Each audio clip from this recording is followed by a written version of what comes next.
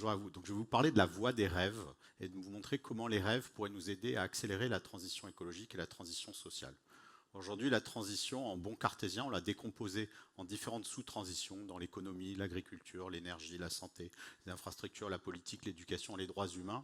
Et dans tous ces domaines-là, il y a des choses extraordinaires qui ont été faites, mais on touche un plafond de verre. Et moi, ce qui m'intéresse, c'est de voir comment on pourrait dépasser ce plafond de verre.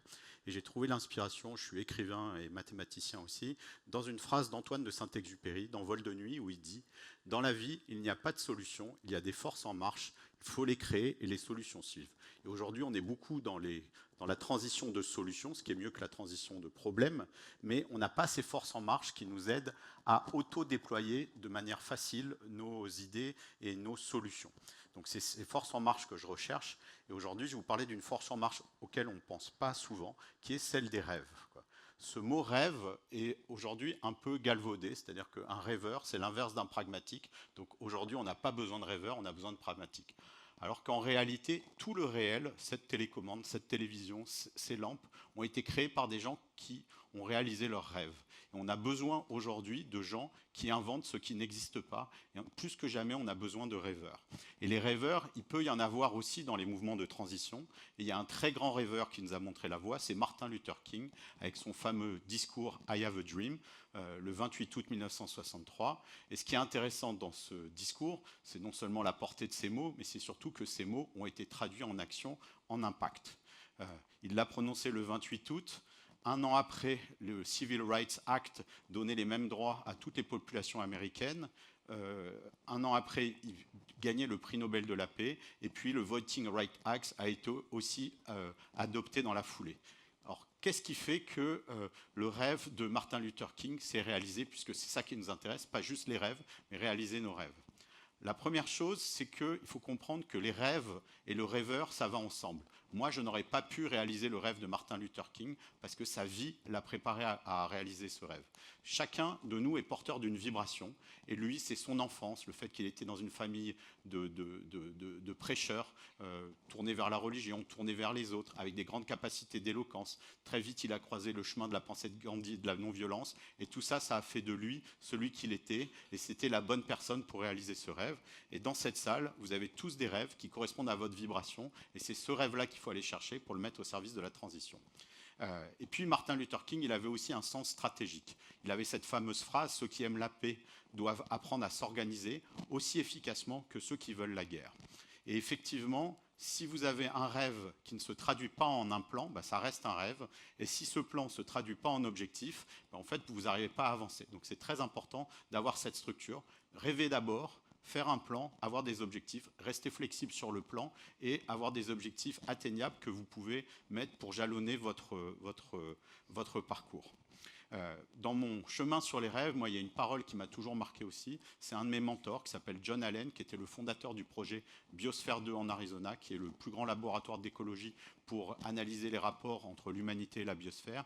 Et il me disait « Dream, no small dream ». C'est-à-dire que les plus grands rêves sont plus faciles à réaliser que les petits rêves. Parce que les plus grands rêves, ils sont tellement fous qu'il y a beaucoup de gens qui sont prêts à vous aider, surtout quand ils sont au service de plus grands que vous. Alors que les petits rêves, bah, les gens se disent « Bon, il ou elle va réussir, je n'ai pas besoin de l'aider ». Et les grands rêves déclenchent de la magie. Alors, quitte à choisir un grand rêve, dans mon dernier roman qui s'appelle La clé des songes, je me suis dit je vais m'attaquer au plus grand des rêves qui est le rêve de toute notre espèce, le rêve de l'humanité. C'est quoi le rêve de l'humanité? Aujourd'hui, ce rêve n'est pas formulé, c'est-à-dire c'est quoi le projet humain? Qu'est-ce qu'on pourrait faire de mieux? Quelle serait la plus belle histoire que l'humanité pourrait écrire tous ensemble? Aujourd'hui, il y a des gens qui s'intéressent au futur de l'humanité. On est 8 milliards 245 millions, c'est les chiffres de ce matin, sur cette planète. Et puis, il y a un certain nombre d'individus qui ont des plans pour l'humanité, pour réaliser leurs rêves, mais on voit bien que ces rêves ne sont pas les nôtres, quoi. Alors, il y a beaucoup de gens qui considèrent que l'humanité, tous ces gens-là sont, on va dire, des ressources humaines. Je trouve que ce mot est absolument horrible. Ou même de la chair à canon. Et je vous demandais une petite question. D'après vous, si on mettait tous les humains, les 8 milliards 249 millions, dans un mixeur, et qu'on faisait une grosse boulette de viande, quelle serait la taille de cette grosse ressource humaine? Est-ce que ça serait 30 km, 100 km? En fait, c'est tout petit, l'humanité. Ça tient dans Central Park. C'est une boulette de viande de 900 mètres de large. Et j'ai refait les calculs plein de fois, et c'est vraiment la vérité, quoi. Et aujourd'hui, dans les plans que l'on a pour l'humanité, à cause du réchauffement climatique, cette boulette de viande pourrait cuire un petit peu. Et puis, bon, si au niveau du nucléaire, on n'arrive pas à atteindre nos buts, il pourrait même se carboniser. Et puis, il y a des gens qui veulent piétiner, en faire un smash burger. Donc, on a le choix entre être piétiné par l'impérialisme américain ou l'impérialisme chinois, ou bien par des IA et des robots, ou les trois à la fois, pourquoi pas, quoi. Donc, et avouez que quand on regarde l'humanité depuis la Lune, ou depuis la galaxie, ou depuis l'univers, de se dire qu'on a fait tout ce chemin pour arriver là, c'est pas le projet. Donc il doit y avoir un plus grand projet, quelque chose de plus beau, et c'est ça que je suis allé rechercher. En regardant les théories de l'évolution, ce qu'on voit, c'est que la matière s'est organisée depuis la création de l'univers, toujours vers plus de structure, vers plus de conscience et vers plus de beauté. Et on s'est toujours assemblé vers des structures d'ordre supérieur. Et par exemple, au niveau de la vie, il y a eu des gros sauts en complexité quand on est passé du monocellulaire au multicellulaire. Quand tous les êtres multicellulaires ont coopéré pour faire un gigantesque être vivant qu'on appelle Gaïa, la biosphère, qui prend soin des parties comme vous prenez soin de vos 30 000 milliards de cellules. Et l'hypothèse que je développe dans ce roman, c'est que l'humanité est une phase, un changement de phase, comme on appelle en physique, où on passerait de 8 milliards d'humains séparés à une grande humanité qui serait un méta-organisme qui prendrait conscience de soi. Et que les limites planétaires dont on va vous parler dans le prochain, Audrey va vous parler dans le prochain speech, pourraient être en fait l'activateur de cette phase où on n'aurait plus le choix de faire le tous ensemble par rapport à un chacun pour soi que tout le monde essaye de faire aujourd'hui. Alors, cette grande humanité, si on mettait tous les humains, les humaines sur les épaules les unes des autres, si elle avait un rêve, qu'est-ce que ça pourrait être la forme aboutie de l'humanité? Aujourd'hui, on est une sorte de nuée qui n'a pas pris de forme, et j'ai été très inspiré par cette photo, qui est une photo d'une murmuration. Donc c'est des vols des tourneaux, et pendant un instant donné, ce photographe a pris cette murmuration, qui est la forme d'un grand oiseau. Et aujourd'hui, tous les humains, on est là, on va prendre le train, il y en a qui sont venus en bus ce matin, on va qu'à nos occupations, mais on n'avance pas de manière harmonisée. Quelle pourrait être la forme qui inspirerait l'humanité et qui pourrait nous guider, qui soit une forme laïque et qui soit universelle? Et en fait, cette forme, je l'ai trouvée à un endroit auquel on ne la cherchait pas, sur la couverture du Petit Prince d'Antoine de Saint-Exupéry. Moi, depuis tout petit, j'ai été frappé par le fait que le Petit Prince soit aussi grand sur une petite planète. Et en maths, on peut montrer qu'il ne peut pas y avoir d'arbre de plus de 134 mètres, donc ce n'est pas possible d'avoir un personnage aussi gros. Et en fait, l'hypothèse que j'avais, et qui est corroborée par des lettres de Saint-Exupéry, c'est que le Petit Prince n'est pas un individu sur sa planète, c'est l'humanité de sa planète. Et que lui a réussi à vivre de manière douce au service de sa planète. Et le Petit Prince est un manuel de métamorphose planétaire pour nous aider à aller vers ce collectif planétaire uni et assagi au service de la planète. Alors ce collectif, moi je l'appelle Homo Biosphéris, c'est-à-dire qu'on pourrait évoluer de 8 milliards de sapiens vers un grand Homo Biosphéris, symbolisé par le Petit Prince. Et le Petit Prince, c'est le livre le plus traduit dans le monde, 600 traductions après la Bible. Il y a 750 traductions, mais le Petit Prince devrait le dépasser. Et surtout, c'est un livre qui est accepté par toutes les religions, les bouddhistes, les juifs, l'islam. Tout le monde adore le Petit Prince, même Vladimir Poutine aime le Petit Prince. Donc le Petit Prince aurait cette vertu symbolique pour pouvoir nous guider de manière simple vers ce que l'humanité pourrait devenir. Et aujourd'hui, beaucoup de gens considèrent que l'humanité est une métastase, un cancer de la biosphère, et c'est vrai qu'on a beaucoup de destruction. Et il y a des articles qui sont sortis en biologie cellulaire récemment qui montrent que quand un nouvel organe se crée dans un corps, et on l'a observé pour la première fois chez un coléoptère, la phase de création d'un nouvel organe ressemble à un cancer qui se développe. Et l'hypothèse que je développe dans ce roman, c'est que l'humanité n'est pas un cancer de la biosphère, mais un organe en devenir dont il faut déterminer les fonctions, c'est-à-dire quelles sont les fonctions que l'humanité va avoir vis-à-vis de la biosphère. Alors ça, je le détaille dans les romans, je ne vais pas vous les donner là. Et dans le roman, il y a cette idée que si tout le monde se sentait homo biosphéris, c'est-à-dire en devenir vers ce grand collectif, avec des missions très claires sur ce que devrait faire l'humanité envers la biosphère, ça aurait la capacité à guider toute l'économie vers ces grandes fonctions, alors qu'aujourd'hui, comme on n'a pas de projet clair, partagé, et ce projet partagé, il faudrait le décider avec tous les peuples du monde, et surtout avec les enfants, parce qu'en général, ils savent déjà où on doit aller, cette croyance pourrait accélérer la transition écologique. Alors, l'élément pour faire accoucher cet homo biosphéris, c'est vraiment le cœur et l'ouverture de cœur qui nous permet d'être unis comme les 30 000 milliards de cellules dans votre corps pour former cette grande humanité. Alors évidemment, ce rêve, il pourrait rester un rêve. Si je vous en parle là, vous dites oui, bah, c'est pas du tout pragmatique ce qu'il est en train de nous raconter, parce que ça n'a rien à voir avec le monde dans lequel on est aujourd'hui. Et justement, il nous fallait un plan. Et donc ce plan, moi j'ai décidé de l'écrire par des romans, et je me suis donné 3 ans pour raconter comment en 3 ans l'humanité pourrait passer des Homo sapiens qu'on est actuellement à Homo bioceres en 3 ans. Donc je ne me suis pas projeté en 2050 ou en 2100. Le but, c'est de partir avec toute la réalité que l'on a et de raconter comment on passe de l'un à l'autre. Et cette transition, je l'appelle la révolution bleue. Et je prends en toile de fond, parce que c'est un thriller, les États-Unis et la Chine et leur vision hégémonique sur le monde, l'IA également, et de montrer comment en fait cette voie de la révolution bleue ne viendrait pas combattre, mais dépasser et englober ces voies-là pour elles-mêmes les mettre au service de ce grand projet humain. Alors, il y a déjà 2 tomes qui sont sortis. Un premier tome l'année dernière qui s'appelle La Petite Princesse et qui a été préfacé par l'héritier d'Antoine de Saint-Exupéry. Et pour la petite histoire, je l'ai appelé La Petite Princesse, et sans savoir qu'Antoine de Saint-Exupéry avait promis à sa femme qu'il devait lui écrire une suite du Petit Prince qui devait s'appeler La Petite Princesse. Et la lettre est sortie il y a 2 ans, juste avant que je sorte ce livre. Et donc la famille de Saint-Exupéry, quand ils ont entendu parler de ce projet, ils ont mis le Petit Prince au service de la Révolution bleue. Donc tout ce que je vous parle, c'est en train de devenir réalité. Et l'héritier en a écrit la préface. Le 2e tome qui raconte vraiment l'avènement d'Homo bioceres et comment les rêves de tous pourraient nous aider dans cette transition. Ça, c'est dans le 2e tome qui vient de sortir, justement le 28 août, le jour du I Have a Dream. Et il y a un 3e tome, mais je ne vous dis pas de quoi il parlera, vous verrez l'année prochaine. Voilà. Alors, pour tester ce pouvoir des rêves, je me suis dit, c'est bien de sortir un bouquin, mais je voudrais essayer d'incarner par un projet le fait que plus les rêves sont grands, plus ils sont faciles à réaliser. Et donc, on s'est lancé avec des amis un défi. Il y a 5 ans, on a créé une ONG qui s'appelle One Home, dont l'objectif est de faire vivre à tous l'overview effect, qui est ce sentiment qu'ont eu les astronautes en voyant la Terre depuis l'espace. Et beaucoup d'astronautes disent qu'ils sont tombés amoureux de la Terre, et ça a complètement changé leur vision et ça a élargi leur conscience.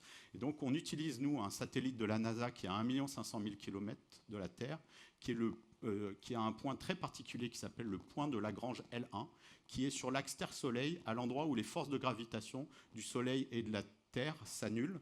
Et ce satellite, c'est le seul à prendre des images de la Terre tout éclairées. Il en prend 10 par jour. On les a animées. On a on a travaillé avec des grands musiciens, des grands artistes pour faire des musiques qui nous mettent dans cet état de sidération. Et le but, c'est de faire vivre à toute l'humanité ce sentiment.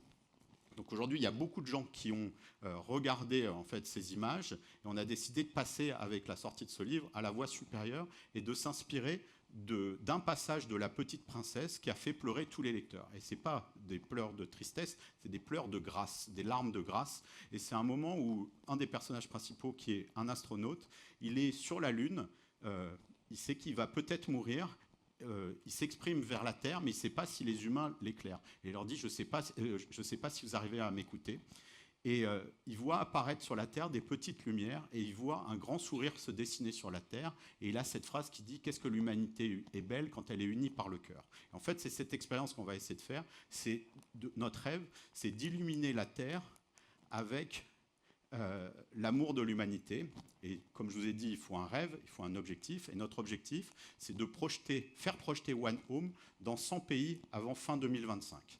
Et donc le 28 août dernier, en même temps que le roman, on a lancé un nouveau site One Home. Donc vous pouvez y aller sur onehome.org, mais vous n'avez pas le droit à vos téléphones portables, rappelez-vous, vous irez après. Et sur ce site qu'on a tout refait, on a créé une carte interactive qui permet aux gens, dès qu'ils ont projeté One Home, de rajouter un petit point sur la carte et de dire ici, il y a des humains qui se sont réunis et qui ont regardé la Terre.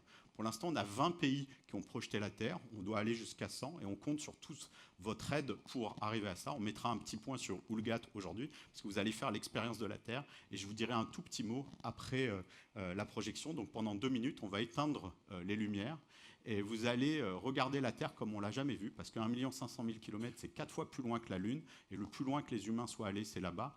Et c'est des images qui sont uniques dans l'histoire de l'humanité, uniques dans l'histoire de la Terre, parce qu'auparavant, la Terre s'était jamais vue tourner tout éclairée. Donc c'est ces images-là qu'on offre sur One Home.